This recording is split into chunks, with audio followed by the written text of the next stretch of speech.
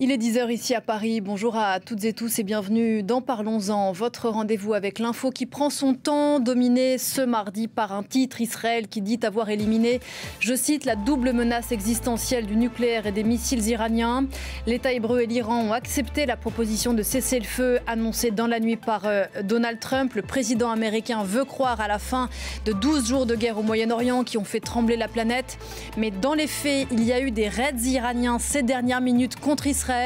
Israël qui promet à nouveau de riposter. Les choses vont décidément très vite ce matin. Et c'est dans ce contexte et cette ambiance que s'ouvre ce soir à La Haye aux Pays-Bas le sommet annuel de l'OTAN. 32 chefs d'État participants, dont Donald Trump qui arrivera donc avec ce deal dans sa valise. L'un des enjeux pour Washington, c'est d'obtenir des Européens qui musclent leurs dépenses de défense.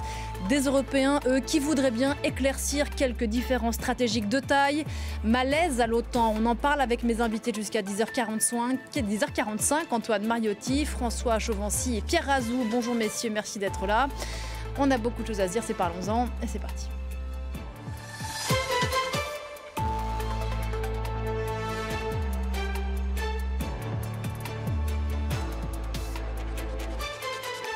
Bonjour François Chauvency. Bonjour. Et bienvenue sur ce plateau. Vous êtes le rédacteur en chef de la revue Défense de l'Union IHEDN. Antoine Mariotti, vous êtes ici chez vous. Bonjour Antoine.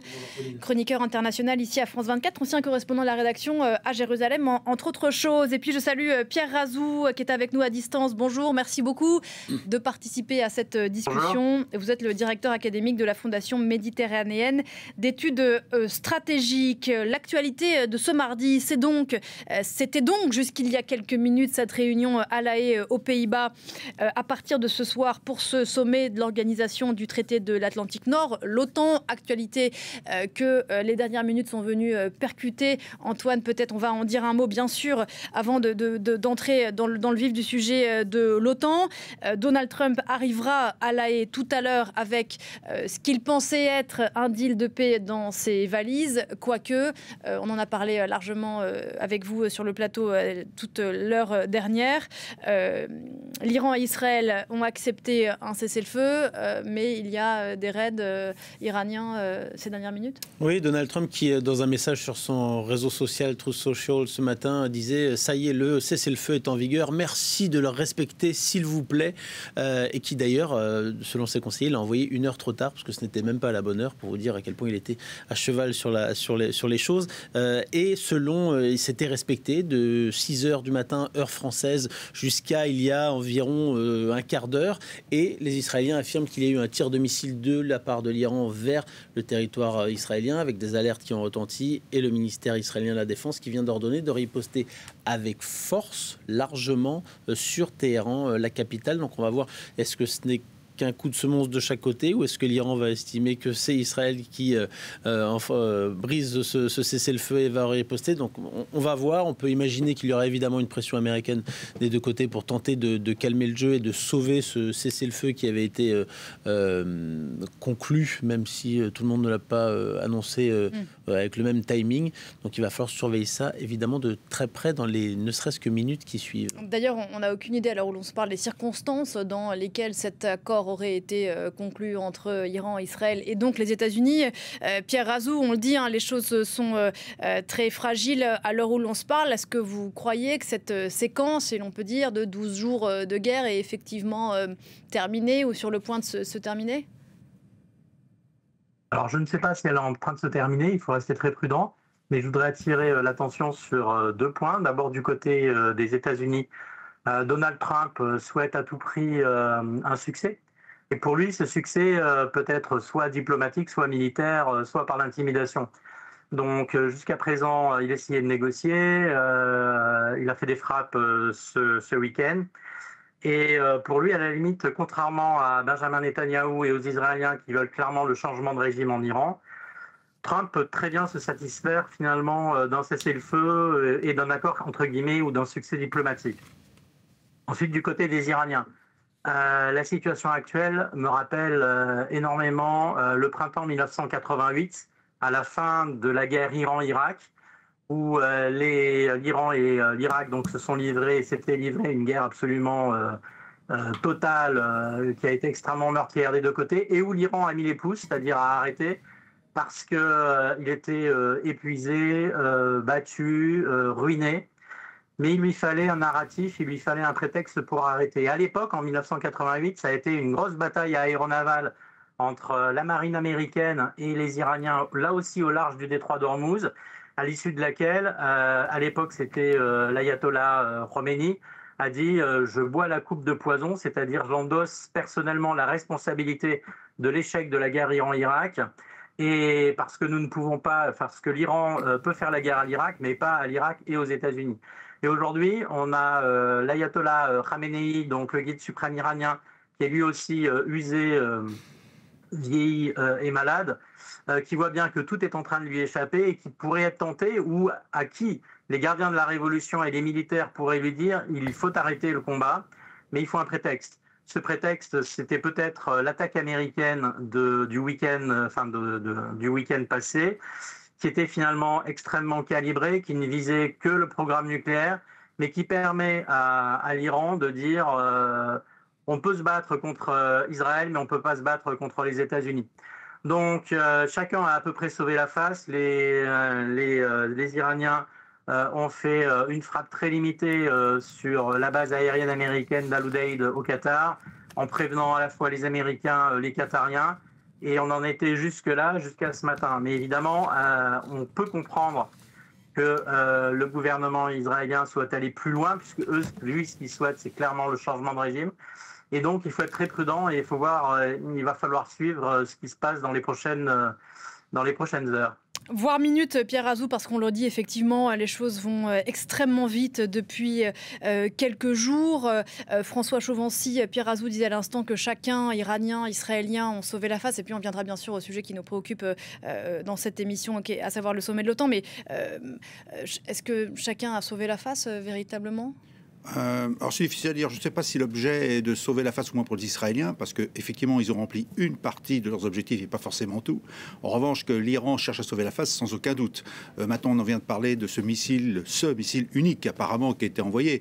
On est dans soit de la provocation, soit de l'erreur que l'Iran a envoyé effectivement sur Israël. Je ne crois pas qu'il faut y attacher une importance démesurée à l'heure d'aujourd'hui, parce que ce n'est pas significatif d'une telle guerre. Maintenant que l'Iran cherche à se sortir de ce bourbier, sans aucun doute, en préservant le régime, il ne faut pas l'oublier, et sans doute un intérêt stratégique. Et puis il faut peut-être revenir à ce cessez-le-feu, parce que si j'ai bien lu, il me semble bien que le cessez-le-feu est à durée limitée. Et qu'il y a certaines conditions pour le remplir. Voilà, donc c'est pas très clair. Voilà, il est par étapes. Et très bizarre, d'ailleurs, je me permets de faire une parenthèse, mais selon Donald Trump, il a commencé à 12h ce matin, pendant 12 heures, du côté iranien, et au bout de 12 heures seulement de la 12e heure, les Israéliens commençaient le cessez-le-feu. Mais Donald disait, au bout de 24 heures, du coup, là, on aura vraiment la fin de la guerre. Mais merci à tout le monde de rester calme pendant ces 2 étapes de 12 heures. Voilà, c'était important de préciser cela, parce qu'on est tous partis sur un cessez-le-feu comme si ça allait s'arrêter. Non. Pour l'instant, c'est une phase transitoire et on verra si chacun a une bonne foi. Et la question de la bonne foi est une question fondamentale dans un conflit. Et il n'est pas certain que les uns et les autres soient totalement de bonne foi. Pour l'instant, la question sera si effectivement, est-ce que les Israéliens ont vraiment atteint tous leurs objectifs ? Est-ce qu'ils pouvaient les atteindre ?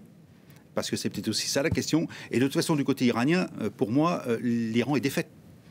L'Iran a perdu la guerre. Maintenant, pour lui, sauver la face, c'est dire je n'ai pas perdu la guerre, j'ai réussi à me remettre en position internationale. Mais le régime est toujours en place. Le régime de la République islamique est toujours en place, contrairement peut-être au souhait du gouvernement israélien. Non, mais là, c'est de la propagande.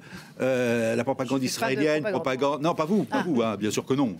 La propagande israélienne et la propagande, je dirais, presque iranienne ou américaine, en disant on va vers le changement de régime. Le changement de régime, si on est objectif, on ne voit pas comment il pourrait se réaliser aujourd'hui. Donc ce sont des paroles, effectivement, qui mettent une pression, qui donnent des objectifs politiques, mais on ne voit honnêtement pas comment sur le terrain en Iran ça pourrait être obtenu. Il faudrait encore qu'il y ait des responsables politiques, entre guillemets, iraniens capables de prendre la suite. On ne voit pas comment. Il faudrait que le système sécuritaire iranien soit complètement à bas. Ce n'est pas le cas. Voilà, donc la situation d'aujourd'hui, je crois que le régime change est à mettre de côté. Ça fait bien partie du discours politique des uns et des autres. Le changement de régime. On va mettre de côté quelques instants l'état du front entre Iran et Israël. Je précise que les images que vous voyez en direct depuis quelques minutes sur ce plateau sont celles de la frappe iranienne sur Beersheva qui a fait au moins 5 morts côté israélien, frappe qui pour le coup est intervenue avant l'heure à laquelle ce cessez-le-feu, très fragile on le rappelle, est censé être entré en vigueur. Ce qu'a dit cette séquence, Antoine, ces derniers jours, pour revenir au sujet qui nous intéresse, à savoir cette réunion de l'OTAN aujourd'hui à La Haye, c'est que le comportement de Donald Trump, les frappes américaines, notamment sur l'Iran, ont à minima créé un malaise chez les alliés. Illustration, les différences de point de vue entre un Allemand, le chancelier Merz, et un président français, Emmanuel Macron, qui rappelait encore ces dernières heures que les frappes étaient certes légitimes mais illégales, quand l'Allemand Merz, lui, a soutenu parfaitement les Israéliens et les Américains. Et donc, dans le contexte de ce moment où ils vont tous se retrouver ce soir à La Haye, qu'est-ce qu'on en dit ?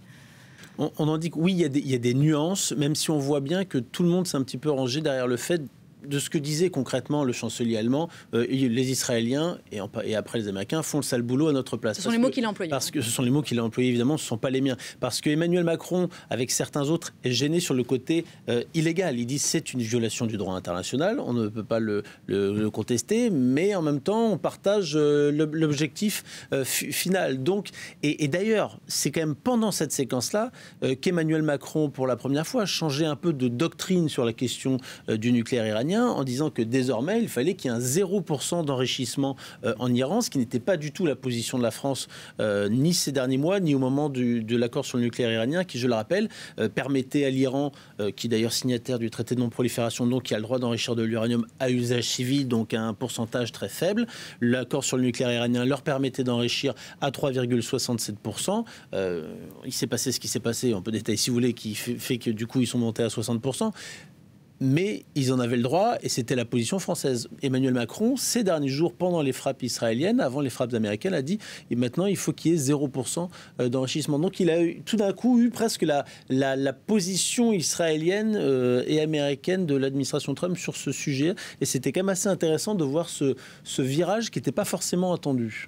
Pierre Azou, qu'est-ce que ces derniers jours, j'allais dire voire ces derniers mois, disent de l'état des troupes? Pour le coup, je parle des troupes de l'OTAN qui vont se retrouver aujourd'hui à La Haye. Alors, sur les troupes de l'OTAN, je ne sais pas trop, mais ce que je peux vous dire, c'est que ce qui vient de se passer là au Moyen-Orient, et notamment l'attitude donc de Donald Trump, illustre parfaitement les recompositions géopolitiques qui sont, je pense, en cours. C'est-à-dire qu'on vit une phase de rupture profonde, il n'y aura pas de retour en arrière. Et on rentre ou on re-rentre de nouveau, c'est uniquement un retour de l'histoire, dans un monde marqué par le rapport de force, par le recours à la force pour faire prévaloir les intérêts des uns des autres, la démonétisation du droit international et des normes internationales, et finalement tous ceux qui profitent de cette période finalement de recomposition, ce sont tous ceux qui ont intérêt à pousser leurs pions, qui veulent réécrire un petit peu l'histoire à leur profit et qui se disent que finalement le nationalisme leur convient, l'appel aux facteurs religieux leur convient et puis surtout l'imposition du rapport de force reste pour eux la meilleure manière de faire triompher leur point de vue. Et là, on le voit de chaque côté. Alors évidemment, dans ce contexte-là, les pays européens se sentent très mal à l'aise parce qu'en fait, tous les points que je viens d'évoquer, c'est-à-dire à la fois le nationalisme, le religieux, le rapport de force et le recours à la force réelle si nécessaire, y compris de manière préventive, n'est plus dans leur ADN depuis le début des années 1950-60. Parce que justement, l'Europe a été construite, et donc l'OTAN par là même, a été construit sur un autre logiciel. Donc là, on voit bien qu'au sein de l'OTAN, les Européens sont, c'est même pas troublés, ont du mal à comprendre ce qui se passe parce que bien sûr, il y a eu l'épisode russe en Ukraine 2022 qui continue, bien évidemment. Et puis là, ils s'aperçoivent qu'en fait, les États-Unis, qui étaient censés être leur principal allié protecteur, adoptent finalement la même rhétorique que tous ces États, entre guillemets, un petit peu révisionnistes, qui poussent des agendas nationalistes très forts et qui n'ont aucun scrupule à recourir à la force. Donc en fait, il y a un décalage profond entre l'éthos américain et celui des Européens. Oui, quand je parlais des troupes de l'OTAN, je parlais bien sûr des 32 dirigeants qui vont se retrouver tout à l'heure à La Haye. François Chauvency, sur cette ligne de fracture qui peut exister au sein de l'OTAN maintenant, entre les États-Unis et les pays européens, en l'occurrence, sur ce rapport à la force, ce retour de la force comme principe géopolitique, elle est profonde, cette fracture aujourd'hui. Oui, mais je me permettrai de rappeler 1999, le Kosovo. Je rappelle que le recours à la force pour une guerre, c'est le Conseil de sécurité des Nations Unies qui doit le valider. Ou, si on est en légitime défense, il me semble bien qu'un certain nombre d'États européens se sont embrigadés derrière les Américains pour aller au Kosovo et combattre les forces serbes. Il ne faut pas oublier qu'il y a des précédents. Alors c'est facile aujourd'hui de dire « Ah oui, les Américains ou les Israéliens ne respectent pas le droit international, en quelque sorte », mais quand on prend notre histoire, on voit quand même, l'histoire contemporaine montre qu'on a quand même un certain relativisme sur l'emploi du droit international. Aujourd'hui, on peut condamner quand c'est l'autre, mais quand c'est nous, finalement, c'est pas si mal, sous prétexte qu'on est des démocraties. Le problème, c'est qu'aujourd'hui, effectivement, l'époque a changé. Nous sommes dans le retour du rapport de force, et suite à ce que vous avez dit précédemment, il y a une réflexion permanente, c'est celle entre la légalité et la légitimité. À un moment, quand il y a la légalité, c'est le droit international, et puis si à un moment donné, on se sent légitime parce que nos intérêts ne sont pas finalement bien pris en compte par le droit international, et qu'il n'y a pas un moyen de contraindre au droit international, on se dit, bah tiens, on va faire du rapport de force, c'est-à-dire la force armée, les forces armées. Et effectivement, les pays européens ont une petite difficulté aujourd'hui. D'abord parce qu'ils ont sous-investi dans la défense, qu'ils ont fait confiance aux Américains, et puis un nouveau facteur, c'est qu'effectivement, est-ce qu'on peut faire confiance aux Américains? Pas vraiment. C'est ça la réalité d'aujourd'hui. Vous parlez quand même du Kosovo, il y avait une résolution de l'ONU, c'est... Oui, mais le recours, l'entrée au Kosovo n'a pas été autorisée comme ça. Hein. Il me semble bien que les bombardements, de mémoire, c'est quand même un choix unilatéral.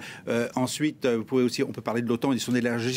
Qu'est-ce que faisait l'OTAN en Afghanistan? Ce n'est pas, si vous prenez la charte de l'Atlantique, on n'a pas à y aller. Si vous prenez le dernier sommet ou l'avant-dernier sommet de l'OTAN, d'ailleurs à l'espérance soit de Trump, soit de Biden, je ne me rappelle pas, on a élargi jusqu'à la menace chinoise. Vous voyez, aujourd'hui, il y a une instrumentalisation de l'OTAN au service des Américains. Et les Européens se rendent compte, car ils étaient très suivis, qu'il faut peut-être penser autre chose. C'est-à-dire maintenant, qu'est-ce qu'on fait? Est-ce qu'on prend notre défense européenne au sens de défense de l'Europe, ou est-ce que finalement, on ne dit rien et qu'on reste une puissance dite commerciale? Donc, alors précisément sur peut-être Pierre Azou, sur ce qui vient d'être dit avant d'aborder le sujet qui fâche, celui des finances. Non, moi je pense que j'ai pas d'avis particulier sur ce point-là. En tant qu'historien, ce que je constate, c'est qu'il faut voir la réalité de la situation telle qu'elle est et non pas telle qu'on souhaiterait qu'elle soit. Et en ce moment, le monde évolue très rapidement. La géopolitique et les équilibres stratégiques également. Simplement en observant les choses, les États-Unis l'ont très bien compris, les Russes aussi, les Chinois aussi, les Indiens aussi, les Turcs aussi, quelque part les Iraniens et les Israéliens aussi.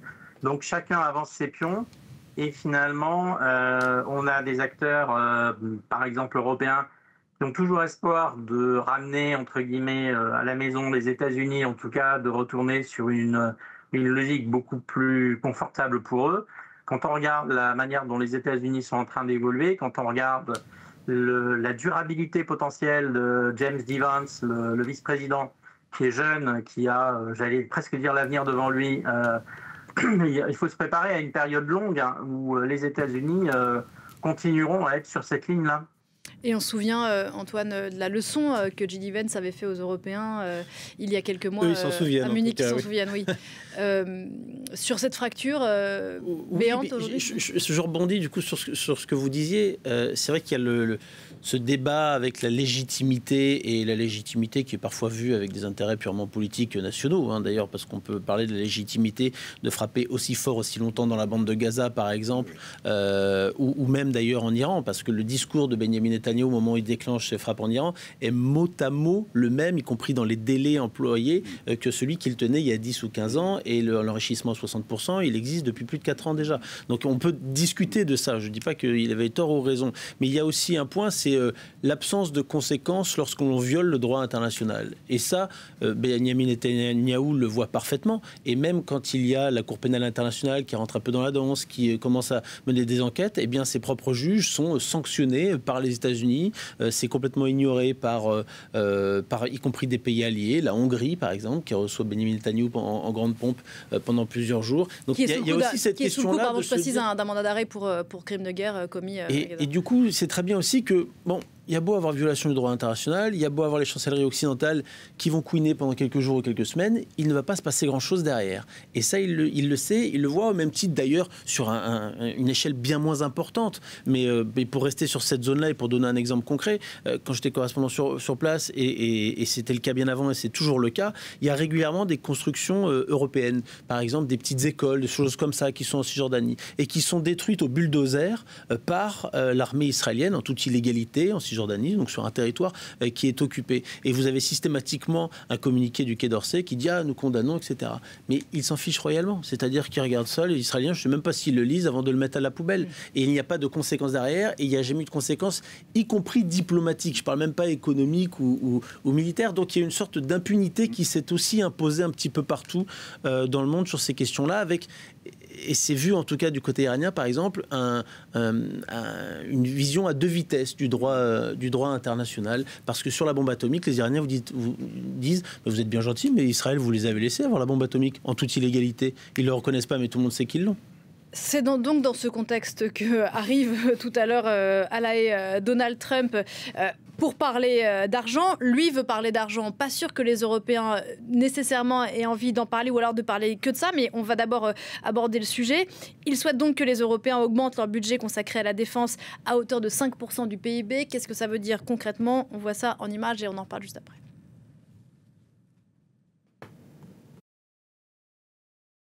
Le sommet de l'OTAN qui s'ouvre ce mardi à La Haye se veut celui d'une nouvelle ère pour l'Alliance Atlantique. Un changement qui se justifie, selon le secrétaire général de l'organisation, par la possibilité d'un conflit ouvert avec la Russie dans les prochaines années. Le plan d'investissement en matière de défense que les alliés adopteront à La Haye introduit une nouvelle base de référence, à savoir 5% du PIB à investir dans la défense. Il s'agit d'un bond en avant ambitieux, historique et fondamental pour assurer notre avenir. Dans le détail, le secrétaire général évoque des capacités de défense aérienne multipliées par 5, ainsi que des milliers de tanks et véhicules blindés supplémentaires. Les 32 pays membres pourront consacrer 3,5% de leur PIB à des dépenses militaires au sens strict et 1,5% à des dépenses liées à la sécurité de manière plus large. Une augmentation très substantielle, la dépense obligatoire étant fixée depuis 2014 à 2%. En 2024, la moyenne était de 2,7%, avec des pays largement au-dessus comme la Pologne, les pays baltes ou les États-Unis, et d'autres qui peinaient à atteindre ce seuil. Pour certains experts, les centaines de milliards supplémentaires à l'avenir vont ouvrir de nouveaux débats. Seront-ils capables d'utiliser cet argent correctement et d'en faire bon usage? Parce qu'il y a 17 types d'hélicoptères différents, il y a tellement de types d'infrastructures différents pour le transport ferroviaire, etc. Tout cela doit donc être harmonisé. Le sommet de La Haye se tient en présence de Donald Trump et représente une véritable victoire pour le président américain qui exigeait cette contribution de 5% des autres pays de l'Alliance depuis son premier mandat. À l'heure actuelle, Washington finance les 2/3 du budget de l'OTAN. Les chefs d'État devront désormais s'accorder sur une date pour arriver à ce seuil de dépenses. Elle pourrait se situer entre 2032 et 2035. Voilà pour ce que Donald Trump est venu demander à ses alliés de l'OTAN à La Haye. Général Chauvency, pour l'Europe, dont les dépenses n'excèdent pas en moyenne 2-3% maximum du PIB, est-ce que c'est atteignable? Personnellement, je ne le crois pas. D'abord, on a fait beaucoup d'efforts, malgré ce que l'on dit. Nous sommes en moyenne, pratiquement en 2025, tous les États, les 32 États, auront dépassé les 2% en 2025. Il y a 2 ans, il n'y avait que 11 États qui étaient à 2%. Donc depuis la guerre en Ukraine et non pas ce qui se passe au Moyen-Orient, aujourd'hui, effectivement, les États européens cherchent à rattraper leur retard. Je crois que de mémoire, les États européens, les 23 États européens dépensent 330 milliards d'euros pour leur défense, alors que les Américains sont à 890, on voit quand même la différence. Alors maintenant, et on n'est qu'à 2%, à part quelques États comme les Britanniques par exemple. Donc maintenant, atteindre plus, pour la France, à la date d'aujourd'hui, on atteint péniblement les 2, et ça correspond à 51 milliards. pensez à la dette, pensez au budget. Je vois mal comment on pourrait pratiquement doubler cette somme-là, même si le président Macron en a parlé à un moment donné, mais en restant très prudent, nous n'aurons pas les moyens financiers de le faire. Alors, il va falloir penser, je dirais, le rapport de force autrement, si on devait faire simple. Est-ce que c'est vraiment les finances qui sont la clé ? Est-ce qu'il ne faut pas penser déjà à la détermination morale, la dissuasion morale, notre détermination à nous défendre s'il y avait un problème? Est-ce que ça ne veut pas dire non plus à un moment donné, est-ce que tous les citoyens ne sont pas plus ou moins concernés en Europe par la défense de l'Europe? Avant de faire des armements très coûteux qui finalement, au train où ils sont détruits, par exemple sur le champ de bataille ukrainien, on pourrait se demander si ça vaut le coup d'en avoir autant. Voilà, il y a beaucoup de réflexions. C'est-à-dire, en fait, on va, à mon avis, changer notre doctrine militaire en termes d'emploi, parce que tout ce qu'on a conçu aujourd'hui, c'était pour des guerres de basse intensité, de faible ampleur, et l'Ukraine montre à l'évidence qu'il y a un danger futur qui pourrait nous menacer. Et puis quand on voit ce qui se passe aussi dans les autres conflits, comme justement sur l'Iran, on voit bien que les armes ont changé. Et je crois d'ailleurs que le secrétaire d'État, le secrétaire général de l'OTAN a fait un communiqué hier qui évoquait justement une priorité, c'est la défense aérienne, qui aujourd'hui est complètement déficiente dans l'Europe. Aujourd'hui, n'importe quel drone, entre guillemets, ou n'importe quel missile peut détruire n'importe quoi sur le territoire européen, quel que soit l'endroit, je dirais. Donc il y a un moment, il va bien falloir penser cette défense commune, je dirais aérienne et aérospatiale, qui va être fondamentale pour notre sécurité avant peut-être de construire autre chose. Pierre Azou, est-ce que l'OTAN aujourd'hui a un train de retard dans le monde dans lequel, par rapport au monde dans lequel on vit et à l'état des conflits aujourd'hui et à la façon dont on fait la guerre aujourd'hui? Moi, je vous dirais la chose suivante. Quand j'ai accompli mon service militaire à la fin des années 1980, donc à la fin de la guerre froide, c'était encore la guerre froide, la France dépensait plus de 5% de son PIB sur la défense. Donc pour répondre à votre question, est-ce que 5% c'est soutenable et réaliste aujourd'hui? C'est compliqué et difficile, mais c'est bien évidemment possible. C'est une question de choix. C'est une question également de choix de société, c'est-à-dire que, comme le disaient François Chauvency et Antoine Mariotti, on ne peut pas évidemment à la fois privilégier la dette, les dépenses sociales, un certain nombre de dépenses jugées importantes à des fins politiques, et la défense. Donc il faut faire des choix. Mais c'est possible. Et au-delà des choix, je pense que ce qui est fondamental aujourd'hui, c'est changer la mentalité au sein des pays de l'OTAN, c'est-à-dire en fait procéder à une véritable révolution de l'état d'esprit pour bien faire comprendre à tous ceux qui pourraient être tentés de défier l'OTAN et individuellement les pays qui en font partie. Il y a une véritable volonté de se battre, c'est-à-dire et une volonté en fait d'être prêt à aller, si nécessaire, à l'affrontement. Regardez, puisqu'on parle, on a commencé cette émission sur le Moyen-Orient. Regardez les équipements des armées du Golfe. Elles sont suréquipées. Est-ce qu'elles sont crédibles et est-ce qu'elles font peur à leurs voisins? La réponse est non. Donc en fait, vous pouvez avoir les meilleurs équipements et les meilleurs armements. Si vous n'avez pas la volonté ferme de les utiliser, non seulement pour vous défendre, mais pour dissuader vos rivaux ou vos adversaires potentiels, ça ne vous sert à rien. À l'inverse, regardez un certain nombre de pays qui sont en guerre avec des moyens finalement limités et du matériel très limité, ça ne les empêche pas de se battre à outrance. Donc encore une fois, le débat financier, il est réel, mais il n'est pas essentiel. Ce qui est essentiel, c'est un changement d'état d'esprit. C'est-à-dire qu'il faut que les Européens comprennent, et donc les pays de l'OTAN, bien entendu, et la France aussi, qu'on rentre dans une période extrêmement compliquée, tendue, où le recours à la force devient la norme et où donc il faut être prêt à l'accepter et à y faire face. Sachant que d'un point de vue financier, Mark Rutte, le patron de l'OTAN, a proposé des solutions, notamment, pardon le micro, notamment un budget à tiroir avec une échéance à plus ou moins long terme. Et sur ce qui vient d'être dit, Antoine, par Pierre Azou, il faut une révolution de l'état d'esprit dans les partenaires européens des États-Unis. Mais il ne faudrait quand même pas oublier que Donald Trump, il a donné des sacrés coups de pied à la fourmilière depuis qu'il est de retour à Washington. Oui, il les a malmenés quand même, ces partenaires. J'allais vous dire, je suis totalement d'accord avec le général, avec Pierre Azou. Mais l'investissement financier, c'est pas qu'il est essentiel pour être efficace, il est essentiel pour garder Trump à bord et les États-Unis à bord de l'OTAN.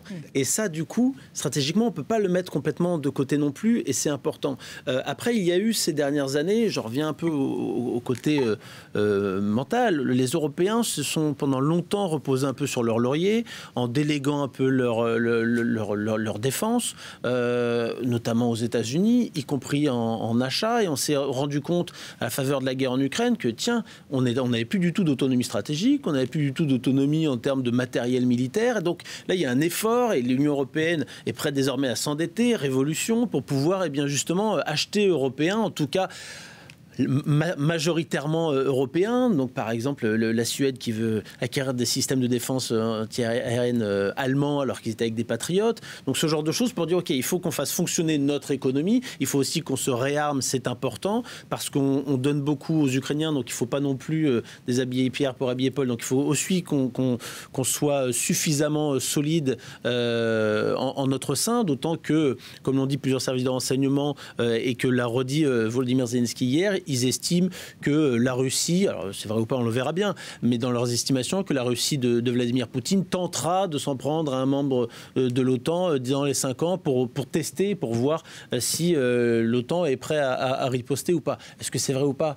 J'ai envie de vous dire, peu importe, l'essentiel de comprendre avec l'Ukraine que désormais, il faut avoir cette autonomie et cette dissuasion et faire en sorte que personne n'ait envie de venir tester l'OTAN ou l'Union européenne parce qu'il y a à la fois un changement de mentalité, on n'est plus dans le même monde, et Pierre Azou l'a très bien expliqué tout à l'heure sur ce changement de monde, je trouve, de tout à l'heure, fini un peu le pays des bisounours pour reprendre votre expression. Aujourd'hui, il faut se réveiller, il y a des menaces réelles, donc il faut ce changement de mentalité.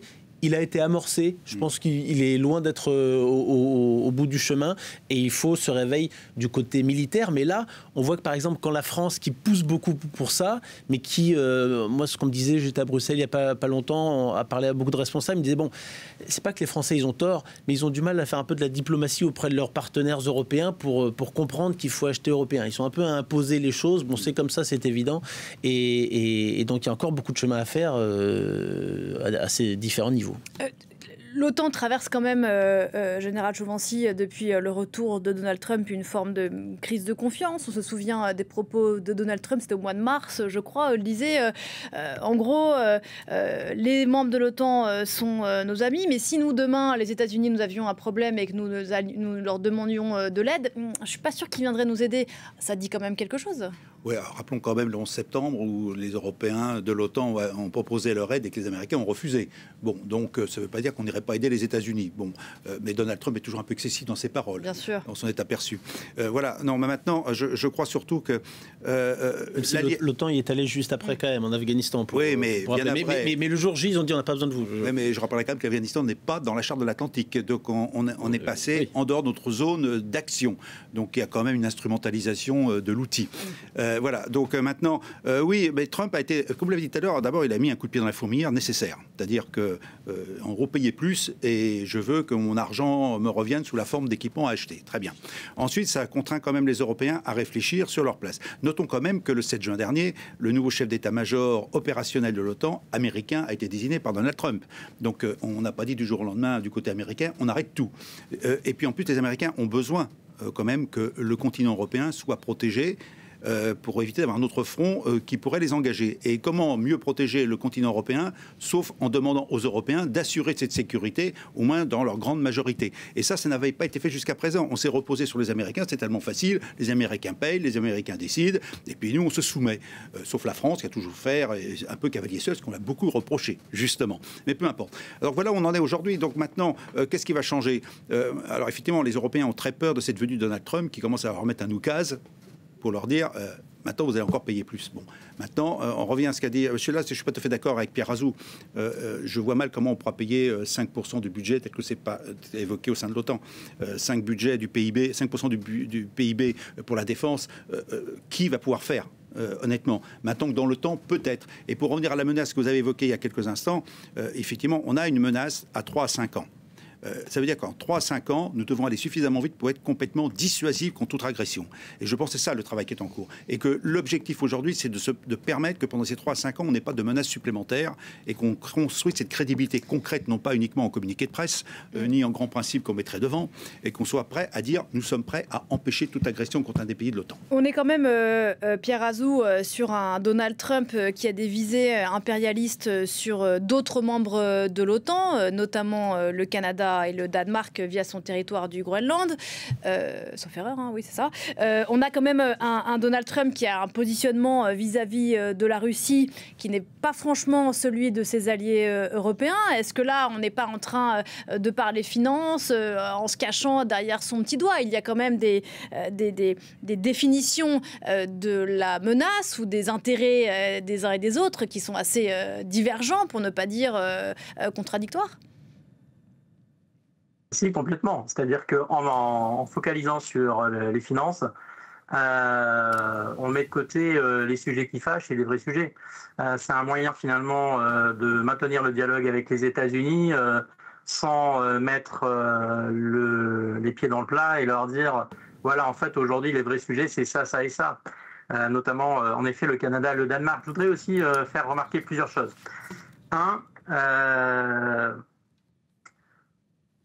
Aujourd'hui, quand on parlait de réarmement allemand, européen, etc., quand vous regardez les propositions allemandes, sont essentiellement des objets, en tout cas de l'armement défensif. Or, aujourd'hui, l'avantage est très manifestement à l'offensive. C'est-à-dire que ce qui paye, ce sont les capacités de frappe à longue distance. Pourquoi ? Parce qu'elles sont capables de dissuader un adversaire potentiel pour leur dire « si vous nous attaquez, peut-être qu'on ne pourra pas se défendre, en tout cas on ne pourra pas arrêter vos missiles, mais ce qui est certain, c'est qu'on portera le feu chez vous et on vous fera très mal ». C'est exactement ce que font les Israéliens, c'est ce que fait les États-Unis, c'est ce que font tous les pays qui se sont lancés dans des guerres récemment, y compris l'Inde et le Pakistan, qu'on oublie un petit peu trop ces temps-ci. Donc, il faut réfléchir sur ce que l'on souhaite, disons, le type d'armement dans lequel on souhaite investir. Personnellement, je pense que les armements paradoxalement offensifs sont beaucoup plus crédibles en termes de poids politique que tout ce qui est défensif. Et je voudrais aussi, par rapport au sommet de l'OTAN, préciser un point, c'est que ce qui me semble évident, c'est qu'on va reparler du flanc sud. C'est-à-dire que là, ce qui vient de se passer au Moyen-Orient et ce qui continue à se passer devrait alerter tous les pays de l'OTAN sur le fait que vous avez focalisé pendant 3 ans, 4 ans la menace issue du flanc Est, c'est-à-dire la Russie, clairement. Vous avez complètement délaissé le flanc sud. Le flanc sud de l'OTAN, c'est aussi bien le bassin méditerranéen, l'Afrique du Nord, le Sahel, c'est aussi le Moyen-Orient et ça va jusqu'à l'océan Indien. Et là, ce qui est en train de se passer devrait résonner comme un signal d'alarme pour les pays de l'OTAN pour leur dire ne vous désintéressez pas du flanc sud parce que si vous n'y accordez pas suffisamment d'importance, si vous n'êtes pas prêt à vous engager sur le flanc sud viendra à vous et vous rappellera que il faut aussi songer et il faut aussi se préparer à des moments difficiles de ce côté-là. On a Antoine Mariotti, un président américain qui menace régulièrement de se désengager du dossier ukrainien, dans lequel, en la matière, il est loin d'être couronné de succès. Un président américain comme ses prédécesseurs d'ailleurs à les yeux rivés sur l'Asie-Pacifique, qui est vraiment la région qui intéresse Washington. Pour poser la question clairement, à quel moment les intérêts des Américains et des Européens convergent aujourd'hui stratégiquement?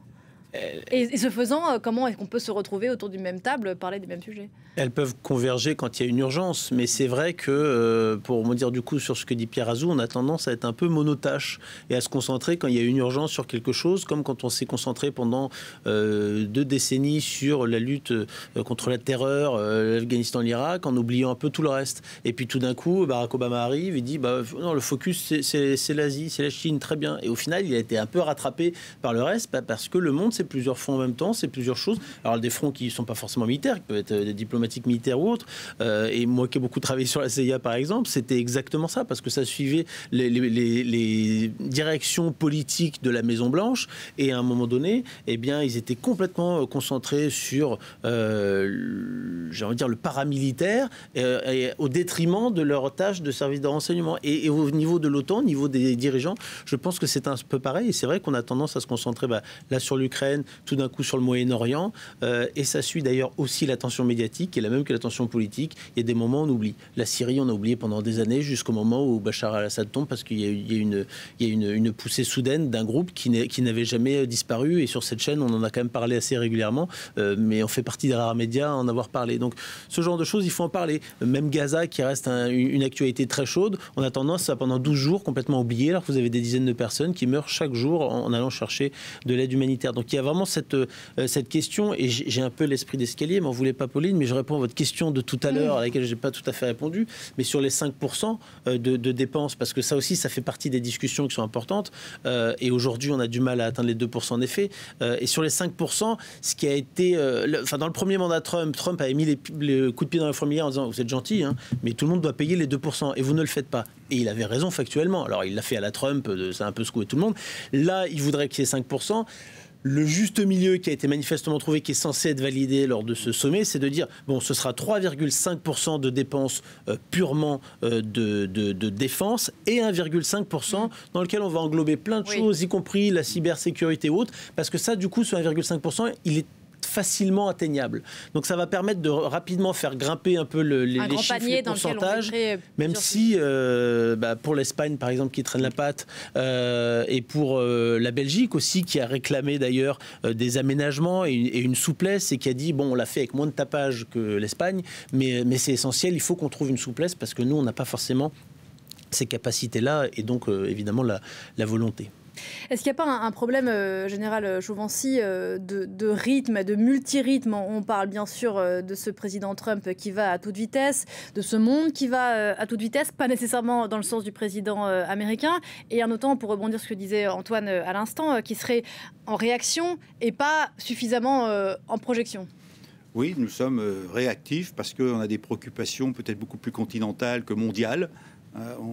Voilà, bon, maintenant je pense que quand même il faut, et je vais peut-être plutôt rebondir sur ce qui vient d'être dit, parce que on n'a pas une pensée globale aujourd'hui au niveau européen pour la défense. On a eu un livre blanc qui est sorti en mars 2022, repris en mars-avril 2025 pour l'Europe, bien entendu, qui n'est pas forcément satisfaisant, parce que l'Europe doit réapprendre ce que c'est que la guerre. Et pas uniquement par proxy ou par un pays qui le fait, ou deux pays qui le font à notre place. Je dirais qu'ensuite, pour revenir à l'histoire de budget aussi, et ça revient un petit peu à cette perception face à l'allié américain, on doit être capable d'assurer notre protection.